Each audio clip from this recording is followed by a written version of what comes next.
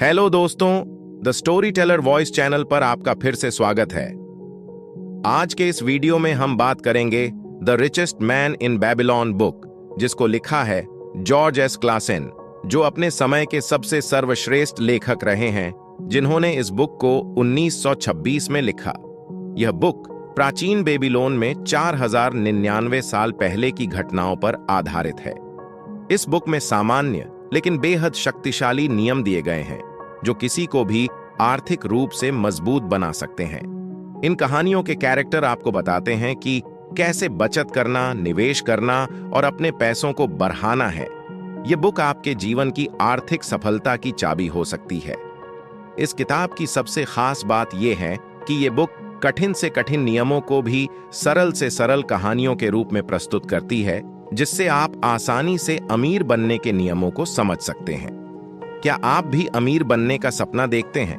क्या आपको भी लगता है कि आपकी मेहनत का फल केवल कड़ी मेहनत नहीं, बल्कि आर्थिक स्वतंत्रता भी होनी चाहिए? दोस्तों, अगर आप इस वीडियो तक पहुंचे हैं तो जरूर आप लाइफ में आर्थिक स्वतंत्रता चाहते हैं, पैसा चाहते। तो आज हम आपको बेबीलोन के सबसे अमीर आदमी की कहानी सुनाने जा रहे हैं, जिसने साधारण तरीके से असाधारण सफलता हासिल की। बेबीलोन का सबसे अमीर आदमी अर्काद एक समय पर बहुत ही साधारण जीवन जी रहा था। वह भी बाकी लोगों की तरह कड़ी मेहनत करता था, पूरा दिन काम में लगे रहता, लेकिन फिर भी उसकी जेबें खाली रहती थीं। एक दिन उसके दो पुराने दोस्त बंसिर और कोबी उससे मिलने आए। दोनों ने आराकड्ड से सीधा सवाल किया, तुम इतने अमीर कैसे बने, जबकि हम भी उतनी ही मेहनत कर रहे हैं, लेकिन हमारी हालत अब भी वही है? अर्कद मुस्कुराया और बोला, मैंने वही सीखा जो तुम दोनों नहीं समझ पाए। चलो मैं तुम्हें आज उन सबकों के बारे में बताता हूं, जिन सबकों को मैंने अपनी लाइफ में इंप्लीमेंट करके अमीर बना। सबक नंबर 1, अपनी कमाई से खुद को पहले भुगतान करो। पे योरसेल्फ फर्स्ट। अर्कद ने अपने दोस्तों को पहला सबक सिखाया, अपनी कमाई का 10% बचाओ और उसे खुद पर खर्च करो। उसने बताया कि जब भी उसे पैसे मिलते थे, वो सबसे पहले एक हिस्सा खुद के लिए बचाता था। यह रकम वह कभी भी खर्च नहीं करता था, बल्कि इसे निवेश करने के लिए रखता था।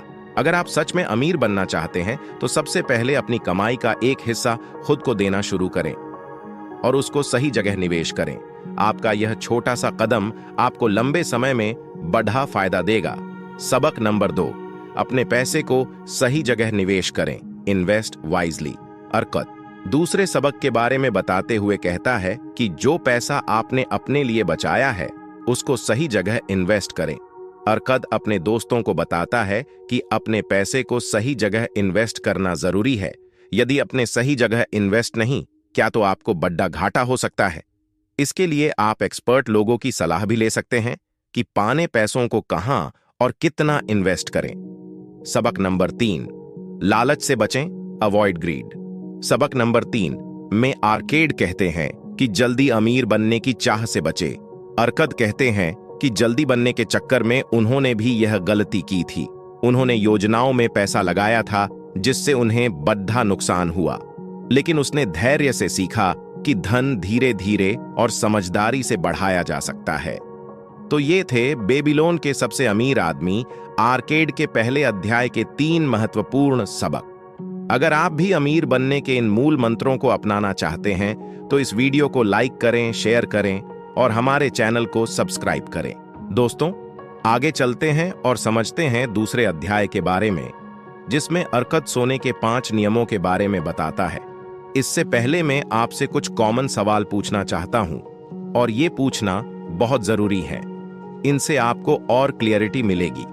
ये सवाल आपके मन में भी कई बार आते हैं, लेकिन इनका सही जवाब आपको नहीं मिला। क्या आपने कभी सोचा है कि पैसा कमाने के बाद भी वो आपके पास क्यों नहीं टिकता? क्या आपको लगता है कि आपकी किस्मत आपके साथ नहीं है? ऐसे और कई सवालों के जवाब आपको इस चैप्टर में मिलेंगे, जिससे आप समझ सकेंगे कि असली किस्मत क्या होती है और कैसे पैसा लंबे समय तक आपके पास रह सकता है। अगर आपने अभी तक चैनल को सब्सक्राइब नहीं किया, तो चैनल को सब्सक्राइब जरूर कर लें और बेल आइकॉन जरूर प्रेस कर दें। चलिए दोस्तों, शुरुआत करते हैं दूसरे अध्याय में। हम अर्कद के एक पुराने दोस्त कलाब की कहानी सुनते हैं। जिसने अपनी कड़ी मेहनत से बहुत सारा पैसा कमाया था। लेकिन एक समय ऐसा आया जब कलाब का सारा पैसा खत्म हो गया। उसे समझ नहीं आया कि इतनी मेहनत के बावजूद उसका पैसा क्यों नहीं बचा और कैसे वह कंगाल हो गया। अरकद ने मुस्कुराते हुए कहा, क्योंकि तुमने सोने के कानूनों का पालन नहीं किया। पैसा तभी टिकता और बढ़ता है जब हम उसके साथ सही व्यवहार करें। फिर अरकद ने कलाब को सोने के 5 नियम बताए। पहला नियम, पैसा उन लोगों के पास आता है जो उसकी बचत करते हैं। पैसा उन लोगों के पास आता है जो अपनी कमाई का 10% बचाते हैं। उसने बताया कि पैसा तभी टिकता है जब हम उसे खर्च करने की बजाय बचाने की आदत डालते हैं। अगर आप अपने भविष्य को सुरक्षित करना चाहते हैं तो अपनी कमाई का एक हिस्सा हर महीने बचाना शुरू करें। यही पैसा आपको आने वाले समय में अमीर बना सकता है। दूसरा नियम, पैसा उन लोगों के लिए बढ़ता है जो उसे सही निवेश में लगाते हैं। पैसा उन लोगों के लिए बढ़ता है जो इसे समझदारी से निवेश करते हैं। अरकद ने कलाब को समझाया कि पैसा तभी बढ़ता है जब हम उसे ऐसी जगह निवेश करते हैं जहां से हमें लगातार मुनाफा मिल सके। अगर हम सही निवेश नहीं करते तो पैसा हमारे पास नहीं टिकता। सही जगह पर निवेश करने से पैसा धीरे धीरे आपके लिए काम करने लगेगा और आपकी संपत्ति में बढ़ोतरी करेगा। तीसरा नियम, पैसा उन लोगों के पास नहीं आता जो जल्दबाजी में फैसले लेते हैं। पैसा उन लोगों के पास नहीं आता जो बिना सोचे समझे उसे खर्च या निवेश कर देते हैं। अरकद ने कलाब को बताया कि बिना सोच विचार किए गए निवेश अक्सर नुकसान कर देते हैं, इसलिए हमेशा विशेषज्ञ की सलाह लें और धैर्य से काम करें। जल्दबाजी में लिए गए फैसले नुकसान का कारण बन सकते हैं। धैर्य और सही जानकारी से निवेश करें। चौथा नियम, पैसा उन लोगों से दूर भागता है जो बिना ज्ञान के निवेश करते हैं। अगर आप निवेश के बारे में पूरी जानकारी नहीं रखते तो पैसा आपके पास नहीं टिकेगा। अरकद ने समझाया कि बिना ज्ञान के किए गए निवेश का परिणाम अक्सर हानि ही होता है। इसलिए हमेशा पहले सीखें फिर निवेश करें। बिना ज्ञान और अनुभव के निवेश करने से नुकसान हो सकता है। पहले विशेषज्ञ से सलाह लें फिर अपना पैसा लगाएं। पांचवा नियम, पैसा उन लोगों से दूर चला जाता है जो अव्यावहारिक योजनाओं पर भरोसा करते हैं। पैसा उन लोगों से दूर भागता है जो अव्यावहारिक योजनाओं में फंसते हैं। कलाब को यह सिखाया गया कि अमीर बनने के शॉर्टकट्स अक्सर धोखा होते हैं और इनसे बचना जरूरी है। ध्यान रखें, अगर कोई योजना आपको तुरंत और बहुत सारा पैसा कमाने का वादा कर रही है तो उसमें जोखिम ज्यादा होता है। सही और स्थिर योजनाओं पर भरोसा करें। तो ये थे द लॉ ऑफ गोल्ड के 5 महत्वपूर्ण सबक जो हमें सिखाते हैं कि पैसा कैसे कमाया, बचाया और निवेश किया जा सकता है ताकि वह लंबे समय तक हमारे पास बना रहे और बढ़ता रहे। अगर आप इन नियमों को अपनाते हैं तो आप भी अपने पैसे को सही दिशा में ले जाकर अमीर बनने की ओर पहला कदम उठा सकते हैं। इन नियमों को अपनी लाइफ में इंप्लीमेंट कीजिए। आपकी फाइनेंशियल लाइफ में क्या परिवर्तन आता है, हमें कमेंट करके जरूर बताएं। अध्याय 3, क्या आपके ऊपर भी कर्ज का बोझ है? क्या आप भी सोचते हैं कि कर्ज चुकाना असंभव हो गया है? क्या आप भी कर्ज की इस बड़ी समस्या से परेशान हैं और सिर्फ यही सोचते रहते हैं कि कैसे इस समस्या से बाहर निकले? तो आज हम आपको बेबीलोन का रण की कहानी सुनाने जा रहे हैं, जहां कर्ज के बोझ तले दबे एक आदमी की जिंदगी कैसे बदल गई। तीसरे अध्याय में हम दबसिर की कहानी सुनते हैं, जो बेबीलोन का एक साधारण आदमी था, लेकिन कर्ज के कारण उसकी जिंदगी बर्बाद हो चुकी थी। दबसिर कभी एक सफल ऊंट व्यापारी था, लेकिन समय के साथ उसने गलत फैसले लिए और बुरी आदतों में पड़ गया। उसने बहुत कर्ज लिया और उसे चुका नहीं पाया। कर्जदारों से बचने के लिए वह बेबीलोन से भाग गया। ऐसा काफी लोगों के साथ होता है, जो कर्ज न चुकाने की वजह से उनको अपना घर छोड़ना पड़ रहा है। लेकिन भागना एक समाधान नहीं है, आगे समझते हैं। लेकिन एक दिन दबसिर ने अपनी किस्मत बदलने का निश्चय किया। उसने खुद से वादा किया कि वह कर्ज चुकाकर अपनी खोई हुई इज्जत और संपत्ति वापस हासिल करेगा। उसने बेबीलोन लौटने का फैसला किया और अपने कर्ज को चुकाने के लिए एक योजना बनाई। अब हम चर्चा करेंगे the richest man in Babylon के चौथे अध्याय की, जिसका नाम है meet the goddess of good luck, यानी सौभाग्य की देवी से मिलो। यह अध्याय हमें सिखाता है कि भाग्य या किस्मत किस प्रकार हमारी वित्तीय स्थिति को प्रभावित कर सकती है और असली सफलता कैसे मेहनत और अवसरों पर निर्भर करती है। इस अध्याय में लेखक हमें बताता है कि बहुत से लोग मानते हैं कि अमीर और सफल लोग सिर्फ सौभाग्यशाली होते हैं, लेकिन सच्चाई इससे अलग है। अर्कद, जो बेबीलोन का सबसे अमीर व्यक्ति है, इस धारणा को चुनौती देता है। वह अपने दोस्तों और शहर के अन्य लोगों को सिखाता है कि सौभाग्य उन लोगों के पास आता है जो तैयार रहते हैं और सही समय पर कार्रवाई करते हैं। इसको हमने 4 भागों में विभाजित किया। सौभाग्य की देवी। अर्कद बताता है कि हर कोई अपनी जिंदगी में किसी न किसी समय किस्मत का सामना करता है। सौभाग्य की देवी उन लोगों की ओर आकर्षित होती है जो अवसरों का फायदा उठाते हैं और तुरंत निर्णय लेते हैं। अवसर को पकड़ो। अध्याय में यह समझाया गया है कि मौके और अवसर सबके जीवन में आते हैं, लेकिन केवल वही लोग उन्हें सफलतापूर्वक भुना पाते हैं जो तैयार होते हैं और तुरंत कार्य करते हैं। अगर कोई मौके को नजरअंदाज करता है तो वह व्यक्ति सौभाग्य की देवी को खो देता है। निर्णय और जोखिम। अर्कद अपने श्रोताओं से कहता है कि कई बार हम निर्णय लेने से हिचकिचाते हैं, सोचते हैं कि हम असफल हो सकते हैं या जोखिम उठा सकते हैं, लेकिन यह हिचकिचाहट सौभाग्य को दूर कर देती है। जो व्यक्ति जोखिम लेने का साहस करता है वही सफलता प्राप्त करता है। आलस्य का नुकसान। अर्कद एक कहानी साझा करता है कि कैसे एक आदमी ने आलस्य और डर के कारण एक बड़ा व्यापारिक अवसर गंवा दिया। उस आदमी को सौभाग्य प्राप्त हो सकता था, लेकिन उसकी देरी ने उसे वह मौका खो दिया। अर्कद हमें सिखाता है कि देर करना सफलता का सबसे बड़ा दुश्मन है। इस अध्याय में हमने सीखा, सौभाग्य उन्हीं का साथ देता है जो तैयार रहते हैं और समय पर सही कदम उठाते हैं। सफलता पाने के लिए सिर्फ किस्मत पर भरोसा करना पर्याप्त नहीं है, बल्कि साहस और समय पर निर्णय लेना जरूरी है।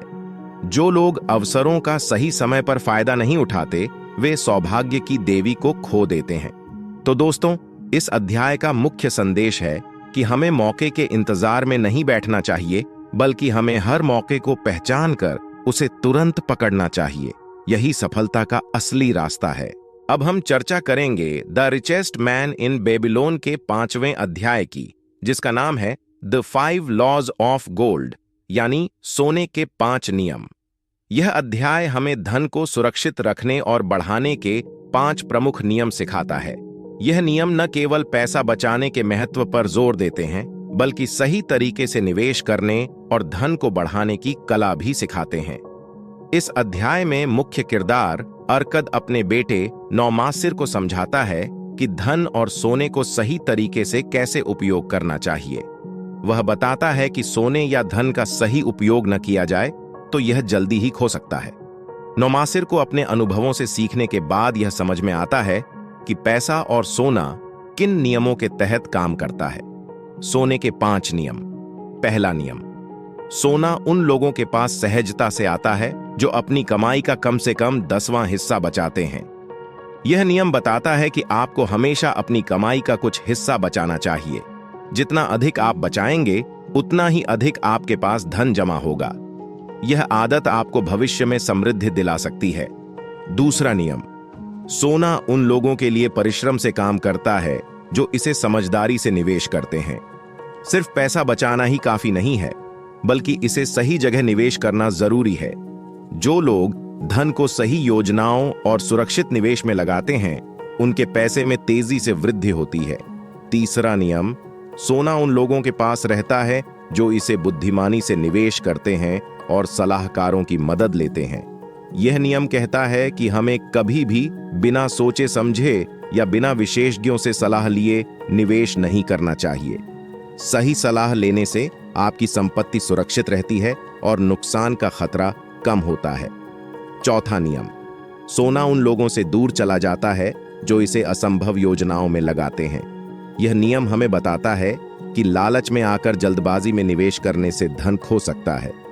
जो लोग अत्यधिक लाभ के लालच में अव्यावहारिक योजनाओं में निवेश करते हैं, वे अक्सर अपनी पूंजी खो देते हैं। पांचवां नियम, सोना उन लोगों से दूर हो जाता है जो इसे जुए, सट्टे या जोखिम भरी योजनाओं में लगाते हैं। यह अंतिम नियम हमें सचेत करता है कि हमें धन को जोखिम भरी योजनाओं या सट्टे में लगाने से बचना चाहिए। ऐसे कामों में निवेश करने से अक्सर नुकसान होता है और हम अपनी मेहनत से कमाया धन खो देते हैं। Man point ONF this chapter. धन को समझदारी से बचाना और निवेश करना जरूरी है। बिना योजना और विशेषज्ञ सलाह के निवेश करने से बचें। धैर्य और सावधानी से काम करने वाले लोग ही धन को सही तरीके से बढ़ा पाते हैं। जोखिम भरी योजनाओं और असंभव वादों से दूर रहें। इस अध्याय में जॉर्ज एस. क्लासन ने समझाया है कि धन को बढ़ाने और सुरक्षित रखने के लिए कुछ महत्वपूर्ण नियमों का पालन करना जरूरी है। इन 5 नियमों को अपनाकर हम न केवल अपने धन को बचा सकते हैं, बल्कि उसे सुरक्षित तरीके से बढ़ा भी सकते हैं। अगर आप भी अपनी संपत्ति को सुरक्षित और बढ़ाना चाहते हैं, तो इन नियमों का पालन जरूर करें। अब हम चर्चा करेंगे the richest man in Babylon के 6ठे अध्याय की, जिसका नाम है the gold lender of Babylon, यानी बेबीलोन का सोने का साहूकार। यह अध्याय हमें कर्ज और उधार देने की प्रथाओं के बारे में सिखाता है, और यह कि उधार देने से पहले किन बातों पर ध्यान देना चाहिए। यह अध्याय हमें वित्तीय प्रबंधन और जोखिम से बचने के कुछ महत्वपूर्ण सबक भी सिखाता है। बेबीलोन का सोने का साहूकार। इस अध्याय में हम मथोन नामक व्यक्ति से मिलते हैं, जो एक प्रसिद्ध साहूकार, सोने का उधार देने वाला है। मथोन उन लोगों को सोना उधार देता है जो इसे ब्याज के साथ वापस करने की क्षमता रखते हैं। वह उधार देने के पीछे कुछ महत्वपूर्ण सिद्धांतों का पालन करता है, जिससे वह अपना सोना सुरक्षित रखता है और समझदारी से निवेश करता है। साहूकार की समझदारी। मथोन समझाता है कि सोना उधार देने से पहले यह सुनिश्चित करना जरूरी है कि उधार लेने वाला व्यक्ति इसे वापस करने की क्षमता रखता है। अगर व्यक्ति भरोसेमंद है और उसकी कमाई स्थिर है, तो साहूकार उसे सोना उधार दे सकता है। लेकिन अगर व्यक्ति का आर्थिक आधार कमजोर है, तो मथोन उसे उधार देने से मना कर देता है। उधार देने के नियम। मथोन कुछ सवालों के जरिए बताता है कि साहूकार या कोई भी व्यक्ति उधार देने से पहले क्या सावधानियां बरत सकता है। क्या उधार लेने वाला व्यक्ति जिम्मेदार और भरोसेमंद है? क्या उसके पास आय का स्थिर स्रोत है जिससे वह समय पर उधार चुका सके? क्या उसने पहले कभी समय पर आड़ चुकाया है? क्या वह उधार लेने का सही उद्देश्य रखता है या सिर्फ अपनी इच्छाओं को पूरा करने के लिए पैसा मांग रहा है? खतरे और जोखिम। मथोन यह भी बताता है कि कई बार लोग बिना सोचे समझे दूसरों को उधार दे देते हैं, जिससे वे अपनी संपत्ति खो देते हैं। इस अध्याय में यह संदेश दिया गया है कि उधार देने के लिए बहुत सावधानी बरतनी चाहिए और सही व्यक्ति को ही आरण देना चाहिए। उधार लेने की जिम्मेदारी। यह अध्याय न केवल साहूकारों को सिखाता है, बल्कि उधार लेने वालों को भी एक महत्वपूर्ण सबक देता है। अगर आप उधार लेते हैं, तो उसे समय पर चुकाना आपकी जिम्मेदारी है। अगर आप इसे जिम्मेदारी से नहीं लेते, तो आप अपने भरोसे को खो देंगे और भविष्य में कोई भी आपको उधार नहीं देगा। संपत्ति की सुरक्षा। मथोन यह भी कहता है कि सोना या धन की सुरक्षा का सबसे अच्छा तरीका है इसे समझदारी से लगाना और जोखिम भरे लोगों या योजनाओं से दूर रहना। उसे मालूम है कि हर व्यक्ति उधार लेकर उसे वापस चुकाने में सक्षम नहीं होता, इसलिए वह हमेशा उधार देने से पहले उचित जांच करता है। उधार देने से पहले हमेशा जांच करें कि उधार लेने वाला व्यक्ति जिम्मेदार और भरोसेमंद है या नहीं। बिना जांच पड़ताल के उधार देने से बचें, क्योंकि इससे आप अपनी संपत्ति को खो सकते हैं। उधार लेने वालों के लिए उधार लेने की जिम्मेदारी लें और समय पर चुकाना सुनिश्चित करें, ताकि आपका भरोसा बना रहे। धन और सोने को सुरक्षित रखने के लिए सावधानी पूर्वक निर्णय लेना जरूरी है। इस अध्याय में जॉर्ज एस. क्लासन ने उधार देने और वित्तीय जिम्मेदारी के बारे में महत्वपूर्ण बातें सिखाई हैं। मथोन का उदाहरण हमें यह समझाता है कि उधार देने से पहले सावधानी बरतनी चाहिए, ताकि हम अपनी संपत्ति को सुरक्षित रख सकें। यह अध्याय साहूकारों के लिए एक मार्गदर्शक के रूप में काम करता है और आरण, देने तथा लेने के लिए कुछ सरल लेकिन महत्वपूर्ण नियम बताता है। अब हम चर्चा करेंगे the richest man in Babylon के 7वें अध्याय की, जिसका नाम है द वॉल्स ऑफ बेबीलोन, यानी बेबीलोन की दीवारें। यह अध्याय न केवल शारीरिक सुरक्षा के बारे में बात करता है, बल्कि यह हमारी आंतरिक सुरक्षा और चुनौतियों से बचाव के महत्व को भी दर्शाता है। दीवारों का प्रतीक इस अध्याय में महत्वपूर्ण जीवन सबक सिखाता है, जो हमारी वित्तीय और व्यक्तिगत सुरक्षा से जुड़ा है। बेबीलोन की दीवारें। इस अध्याय में बेबीलोन शहर की मजबूत और विशाल दीवारों का वर्णन किया गया है, जो शहर को बाहरी दुश्मनों और खतरों से सुरक्षित रखती थीं। यह दीवारें इस बात का प्रतीक हैं कि सुरक्षा और संरक्षण कितने महत्वपूर्ण हैं, चाहे वह व्यक्तिगत हो, पारिवारिक हो या फिर वित्तीय हो। दीवारें इसलिए बनाई गई थीं ताकि शहर के लोग भीतर सुरक्षित रहें और बाहरी खतरे उन तक न पहुंच पाएं। दीवारों का महत्व। बेबीलोन की दीवारें दुश्मनों और आक्रमणकारियों से शहर की रक्षा करती थीं। जब दुश्मनों ने बेबीलोन पर हमला किया तो शहर के लोगों को घबराने की जरूरत नहीं थी, क्योंकि उन्हें अपनी दीवारों की मजबूती पर पूरा भरोसा था। इसी तरह हमारी जिंदगी में भी हमें ऐसे मजबूत सुरक्षा उपायों की जरूरत होती है जो हमें अनिश्चितताओं और मुश्किलों से बचा सकें। रक्षा की तैयारी। इस अध्याय में बताया गया है कि दुश्मन किसी भी समय हमला कर सकते हैं, लेकिन जो लोग पहले से तैयारी कर लेते हैं वे सुरक्षित रहते हैं। जैसे बेबीलोन की दीवारें समय पर बनाई गईं और हर खतरे के लिए तैयार थीं, वैसे ही हमें भी अपने जीवन में आने वाली वित्तीय और व्यक्तिगत चुनौतियों के लिए तैयार रहना चाहिए। इसका मतलब है कि हमें बचत करनी चाहिए, सही तरीके से निवेश करना चाहिए और भविष्य की संभावित मुश्किलों के लिए योजना बनानी चाहिए। धैर्य और साहस। बेबीलोन के लोग अपनी दीवारों पर भरोसा करते थे और उन्हें पता था कि समय और धैर्य से ही वे अपने दुश्मनों को हरा सकते हैं। यह हमें सिखाता है कि जीवन में आने वाली परेशानियों और कठिनाइयों से डरने की बजाय हमें धैर्य और साहस से उनका सामना करना चाहिए। चाहे वह वित्तीय संकट हो या व्यक्तिगत चुनौती, मजबूत तैयारी और धैर्य से हम सुरक्षित रह सकते हैं। वित्तीय सुरक्षा। दीवारें न केवल शारीरिक सुरक्षा का प्रतीक हैं, बल्कि वित्तीय सुरक्षा का भी। जैसे दीवारें शहर को सुरक्षित रखती थीं, वैसे ही हमें अपनी संपत्ति और धन को भी सुरक्षा की जरूरत होती है।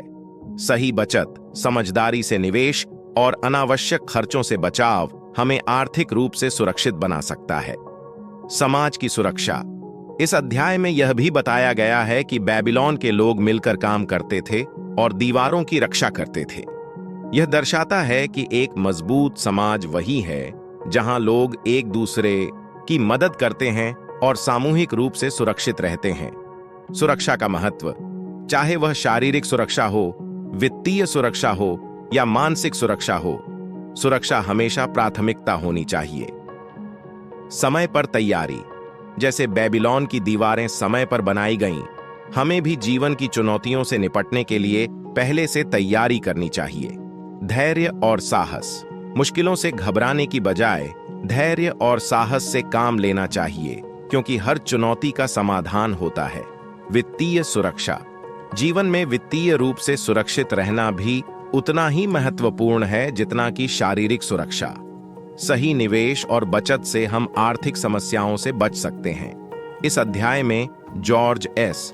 क्लासन ने बेबीलोन की दीवारों का प्रतीकात्मक उपयोग करके हमें जीवन के लिए महत्वपूर्ण सबक सिखाए हैं। जैसे दीवारें शहर को सुरक्षित रखती थीं, वैसे ही हमें अपनी वित्तीय और व्यक्तिगत सुरक्षा के लिए भी पहले से तैयारी करनी चाहिए। चाहे वह बचत हो, सही निवेश हो या चुनौतियों का सामना करने का साहस, सुरक्षा और तैयारी जीवन में सफलता के लिए बेहद महत्वपूर्ण है। अब हम चर्चा करेंगे the richest man in Babylon के 8वें अध्याय की, जिसका नाम है the camel trader of Babylon, यानी बेबीलोन का ऊंट व्यापारी।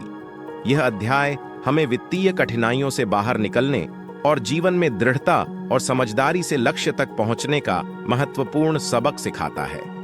अध्याय बेबीलोन का ऊंट व्यापारी। यह अध्याय हमें डाबासिर नामक व्यक्ति की कहानी बताता है, जो कभी एक ऊंट व्यापारी था। डाबासिर की कहानी आर्थिक संघर्षों, कर्ज और असफलताओं के बीच शुरू होती है। उसने गलत वित्तीय निर्णय लिए थे, जिसके कारण वह भारी कर्ज में डूब गया था। लेकिन उसकी यात्रा यह दिखाती है कि समर्पण, दृढ़ संकल्प और समझदारी के साथ वह अपनी आर्थिक परेशानियों से कैसे उभरता है। डाबासिर की वित्तीय कठिनाइयां। डाबासिर एक समय में एक सम्मानित व्यक्ति था, लेकिन उसने अपनी संपत्ति बर्बाद कर दी और कई लोगों से कर्ज ले लिया। वह इतनी कठिनाई में था कि उसकी आर्थिक स्थिति पूरी तरह बिगड़ गई। इसके बाद वह खुद को एक गुलाम के रूप में बेचने के लिए मजबूर हो गया। गुलामी से स्वतंत्रता। डाबासिर गुलाम बनकर एक अमीर मालिक के पास काम करता था। वहां उसे अपनी गलतियों का एहसास होता है। वह यह समझता है कि अगर उसे अपनी जिंदगी वापस पानी है और सम्मान के साथ जीना है, तो उसे अपने कर्ज का निपटान करना होगा। डाबासिर दृढ़ निश्चय करता है कि वह एक दिन स्वतंत्र होकर अपनी कर्ज की जिम्मेदारी को पूरा करेगा। ऊंट व्यापारी बनना। डाबासिर अपनी गुलामी से मुक्त होता है और ऊंटों के व्यापार में उतरता है। उसने यह निश्चय किया था कि वह मेहनत करेगा, अपने खर्चों को नियंत्रित करेगा और जो उसने उधार लिया है उसे चुकाएगा। वह धैर्य और दृढ़ता से काम करता है और धीरे धीरे अपना व्यापार बढ़ाता है। कर्ज चुकाने की योजना। डाबासिर अपनी आय का एक निश्चित हिस्सा अपने खर्चों के लिए रखता है और बाकी धन से अपने कर्ज को चुकाना शुरू करता है। वह बिना किसी विलंब के हर महीने अपने कर्ज का एक हिस्सा चुकाता है, चाहे स्थिति कितनी भी कठिन क्यों ना हो। यह उसे आर्थिक रूप से स्वतंत्र बनने की दिशा में मदद करता है। दृढ़ संकल्प और जिम्मेदारी। इस अध्याय का मुख्य संदेश यह है कि चाहे कितनी भी मुश्किलें क्यों ना हो, अगर कोई व्यक्ति अपने कर्ज की जिम्मेदारी स्वीकार करता है और उसे चुकाने का निश्चय करता है, तो वह आर्थिक रूप से स्वतंत्र हो सकता है। डाबासिर की कहानी यह बताती है कि सफलता और सम्मान के लिए मेहनत, जिम्मेदारी और सही योजना आवश्यक है। कर्ज से भागे नहीं, बल्कि उसका सामना करें। डाबासिर की कहानी हमें सिखाती है कि कर्ज चुकाने की जिम्मेदारी से भागने के बजाय उसका सामना करना और सही तरीके से उसे चुकाना ही हमें स्वतंत्रता दिला सकता है। धैर्य और मेहनत। आर्थिक संकटों से उबरने के लिए धैर्य, मेहनत और सही योजना बेहद जरूरी है। खर्चों को नियंत्रित करें, अपनी कमाई का एक हिस्सा बचाने और उसे कर्ज चुकाने के लिए इस्तेमाल करने की आदत डालें। यह आदत आपको धीरे धीरे वित्तीय स्वतंत्रता दिला सकती है। आत्मनियंत्रण और दृढ़ता।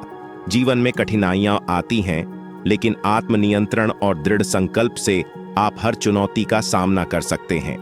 इस अध्याय में जॉर्ज एस क्लासन ने डाबासिर की कहानी के माध्यम से यह सिखाया है कि कर्ज में डूबने के बाद भी व्यक्ति अपनी वित्तीय स्थिति को सुधार सकता है, अगर वह सही दृष्टिकोण और दृढ़ता से काम करे।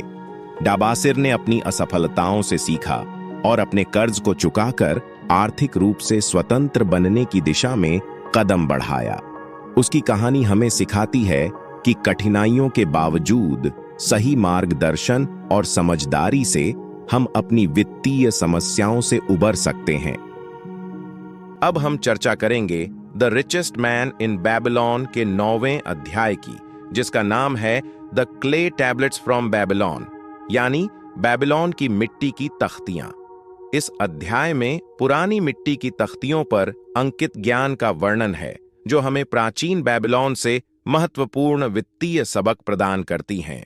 यह अध्याय कर्ज से मुक्ति पाने के तरीके और धन प्रबंधन के प्राचीन सूत्रों को सामने लाता है, जो आज भी प्रासंगिक हैं। बेबीलोन की मिट्टी की तख्तियां। इस अध्याय में हम कुछ पुरानी मिट्टी की तख्तियों की कहानी पढ़ते हैं, जिन पर बेबीलोन के एक व्यक्ति देबासिर के जीवन के अनुभव और उसकी वित्तीय कठिनाइयों का समाधान लिखा हुआ है। ये तख्तियां वित्तीय जिम्मेदारी, कर्ज चुकाने और धन प्रबंधन के बारे में बहुमूल्य सुझाव देती हैं। देबासिर, जो कभी कर्ज में डूबा हुआ था, इन सिद्धांतों का पालन करके अपनी स्थिति से बाहर निकलता है और एक सम्मानित व्यक्ति बन जाता है। देबासिर की वित्तीय कठिनाइयां। देबासिर की शुरुआत एक कर्ज में डूबे हुए व्यक्ति के रूप में होती है। वह अपनी आय से अधिक खर्च करता था, जिसके कारण वह बड़ी वित्तीय मुसीबत में फंस गया। कर्जदार उसके पीछे थे और उसे अपने भविष्य के लिए कोई रास्ता नहीं दिख रहा था। मिट्टी की तख्तियों पर अंकित ज्ञान। एक समय देबासिर को प्राचीन मिट्टी की तख्तियां मिलती हैं, जिन पर अंकित होता है कि कर्ज से छुटकारा पाने और वित्तीय स्थिरता प्राप्त करने के लिए उसे क्या करना चाहिए। इन तख्तियों में लिखा होता है कि सबसे पहले अपनी आय का 10% खुद के लिए बचाओ। अपनी आय का 20% उन कर्जों को चुकाने के लिए इस्तेमाल करो जो तुम पर बकाया है। शेष आय को अपने जीवन की आवश्यकताओं के लिए उपयोग करो। कर्ज चुकाने की रणनीति। देबासिर ने यह महसूस किया कि अगर वह इन निर्देशों का पालन करता है तो वह धीरे धीरे अपनी वित्तीय स्थिति सुधार सकता है। उसने अपनी कमाई को 3 हिस्सों में बांटा। एक हिस्सा खुद के लिए बचत के रूप में, एक हिस्सा कर्ज चुकाने के लिए और तीसरा हिस्सा अपनी रोजमर्रा की जरूरतों के लिए। समर्पण और अनुशासन।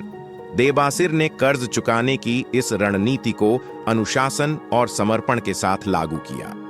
हर महीने वह अपने कर्ज का एक हिस्सा चुकाता था और कभी भी इस प्रक्रिया में रुकावट नहीं आने दी। इस तरीके से वह न केवल अपने कर्जों से छुटकारा पाया, बल्कि धीरे धीरे उसने अपनी आर्थिक स्थिति को बेहतर भी किया। वित्तीय स्वतंत्रता प्राप्त करना। जब देबासिर ने अपनी वित्तीय स्थिति को पूरी तरह से सुधार लिया और सभी कर्ज चुकाए, तो वह एक बार फिर से आर्थिक रूप से स्वतंत्र हो गया।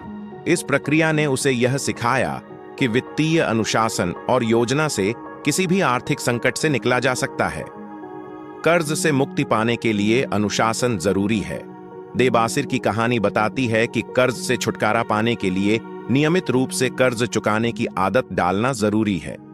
बचत की आदत। अपनी आय का एक हिस्सा हमेशा बचाना चाहिए। यह भविष्य के लिए सुरक्षा का काम करता है और वित्तीय स्थिरता लाने में मदद करता है। आय का प्रबंधन। अपनी कमाई को सही ढंग से 3 हिस्सों में बांटने से आप न केवल कर्ज चुका सकते हैं, बल्कि अपने जीवन को बेहतर ढंग से चला सकते हैं। लंबी अवधि की योजना। वित्तीय स्वतंत्रता पाने के लिए धैर्य और अनुशासन के साथ काम करना जरूरी है। इस अध्याय में जॉर्ज एस. क्लासन ने प्राचीन बेबीलोन के मिट्टी की तख्तियों के माध्यम से हमें यह सिखाया है कि धन का सही प्रबंधन और कर्ज चुकाने की योजना कैसे बनाई जाती है। देबासिर की कहानी यह बताती है कि अनुशासन और समर्पण से किसी भी व्यक्ति को वित्तीय संकट से निकाला जा सकता है।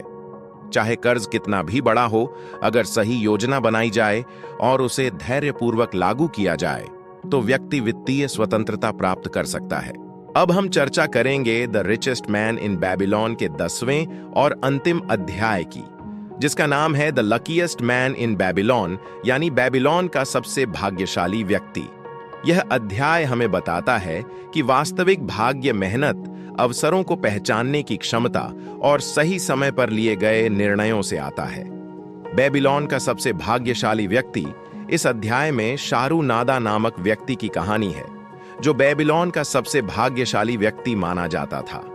हालांकि उसकी किस्मत केवल किस्मत का खेल नहीं थी, बल्कि उसकी मेहनत, धैर्य और समझदारी से किए गए फैसलों का नतीजा थी। यह कहानी हमें यह सिखाती है कि भाग्य तब बनता है जब हम खुद अवसरों का निर्माण करते हैं और उन पर सही निर्णय लेते हैं। शारूनादा की पृष्ठभूमि। शारूनादा की शुरुआत एक साधारण व्यक्ति के रूप में होती है। वह एक दास था और उसके पास कुछ भी नहीं था, लेकिन उसके जीवन की स्थिति ने उसे कभी निराश नहीं किया। उसने अपने जीवन को बेहतर बनाने का दृढ़ निश्चय किया और कठिन परिस्थितियों के बावजूद उसने अवसरों की तलाश की। मेहनत और अवसर। शारूनादा ने मेहनत करना कभी नहीं छोड़ा। उसने धीरे धीरे ऊंट व्यापार में प्रवेश किया और कड़ी मेहनत और समझदारी से अपना व्यापार बढ़ाया। उसकी कहानी हमें यह सिखाती है कि अवसर सभी के पास आते हैं, लेकिन उन्हें पहचानने और उनका सही उपयोग करने की कला ही व्यक्ति को भाग्यशाली बनाती है। सही निर्णय लेना। शारूनादा की सफलता का एक प्रमुख कारण यह था कि उसने सही समय पर सही निर्णय लिए। जब भी उसे निवेश या व्यापार के अवसर मिले, उसने धैर्यपूर्वक सोचकर फैसला किया और समझदारी से उन पर काम किया। उसकी यह रणनीति उसे धीरे धीरे सफलता की ओर ले गई। भाग्य और मेहनत का संबंध। इस अध्याय में यह समझाया गया है कि किस्मत सिर्फ उन लोगों के साथ होती है जो मेहनत करते हैं और जोखिम उठाने से नहीं डरते। शारुनादा की किस्मत वास्तव में उसकी मेहनत का परिणाम थी। उसने खुद अपने लिए भाग्य का निर्माण किया। अवसरों का सही उपयोग। शारुनादा ने कभी भी खुद को अवसरों से दूर नहीं किया। जब भी उसे कोई व्यापारिक अवसर मिला, उसने उसे हाथ से जाने नहीं दिया। वह यह समझता था कि भाग्यशाली वे लोग होते हैं जो अवसरों का सही समय पर फायदा उठाते हैं। यह हमें सिखाता है कि हम अपनी किस्मत खुद बनाते हैं जब हम सही दिशा में सही मेहनत करते हैं। भाग्य और मेहनत का तालमेल।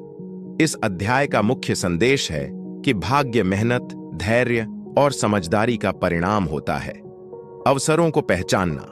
जीवन में अवसर हर किसी के पास आते हैं, लेकिन सही समय पर उन्हें पहचानकर उन पर काम करना ही सफलता की कुंजी है। सही निर्णय लेना। सही निर्णय और धैर्यपूर्वक कार्य करने से ही व्यक्ति अपने जीवन में भाग्यशाली बन सकता है। जोखिम उठाने की क्षमता। जोखिम से बचने की बजाय समझदारी से जोखिम उठाना और उसे संभालने की क्षमता ही व्यक्ति को आगे बढ़ने में मदद करती है। इस अध्याय में जॉर्ज एस. क्लासन ने शारुनादा की प्रेरणादायक कहानी के माध्यम से यह सिखाया है कि किस्मत केवल संयोग से नहीं बनती, बल्कि इसे मेहनत, अवसरों का सही उपयोग और समझदारी से लिए गए निर्णयों से बनाया जाता है। शारुनादा, जो एक साधारण दास था, ने मेहनत, धैर्य और साहस के साथ अपने जीवन को बदल दिया और अंततः बेबीलोन का सबसे भाग्यशाली व्यक्ति बन गया। इस अध्याय का संदेश स्पष्ट है। भाग्य उन्हीं का साथ देता है जो खुद पर विश्वास रखते हैं और अवसरों को पहचान कर उन पर काम करते हैं। The richest man in Babylon किताब की मुख्य शिक्षा यह है कि धन अर्जित करना और इसे बनाए रखना एक कला है जिसे कोई भी व्यक्ति सीख सकता है। इसकी शिक्षा सरल सिद्धांतों पर आधारित है। 1. आमदनी का हिस्सा बचाएं। हर महीने कमाई का कम से कम 10% बचत करें। 2. सुरक्षित निवेश करें। अपने पैसे को ऐसे स्थान पर लगाएं जहां यह सुरक्षित हो और नियमित लाभ कमाएं। 3. समझदारी से खर्च करें। अपनी जरूरतों और इच्छाओं के बीच अंतर समझें। 4. ज्ञान अर्जित करें। आर्थिक विषयों में खुद को शिक्षित करें और समझदार फैसले लें। 5. सावधानी पूर्वक उधार दें। केवल उन्हीं को पैसे उधार दें जो इसे वापस करने की क्षमता और ईमानदारी रखते हों। किताब का संदेश यह है कि यदि हम अनुशासन, मेहनत और समझदारी से अपने धन का प्रबंधन करें तो वित्तीय स्वतंत्रता प्राप्त कर सकते हैं।